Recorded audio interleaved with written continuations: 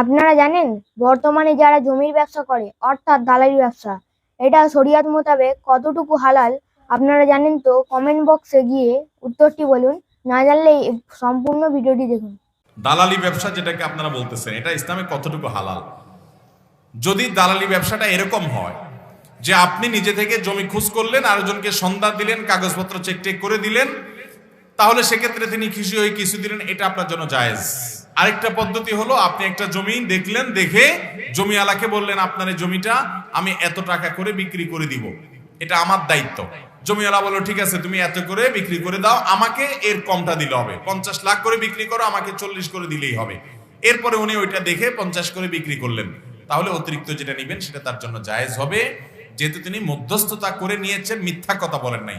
তবে বেশিরভাগ জমির দালালরা মিথ্যা কথা বলে, এবং এই মিথ্যা কথা বলে যদি উপার্জন করে সেটা কিন্তু কি হবে না, জায়েজ হবে।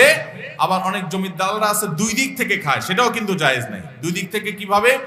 যিনি ক্রেতা তাকে বলে ভাই এটা আপনার জন্য আমি নিয়ে দিচ্ছি, আমি নিতে 50 লাখ দিয়ে নেব, আমাকে আপনি 5 লাখ করে বাড়াই দিয়েন, আমি লাভ যেহেতু করব না, তো তার কাছ থেকে 5 লাখ খায়। এদিকে জমিওয়ালারে বলে কি যে আমি এটা 40 লাখ করে বিক্রি করব, 50 লাখ করে বিক্রি করবো, আপনি 40 পাবেন, আমাকে 10 লাভ দিবেন। তো দুই দিক থেকে লাভ খায়, এটা কি হবে না, জায়েজ হবে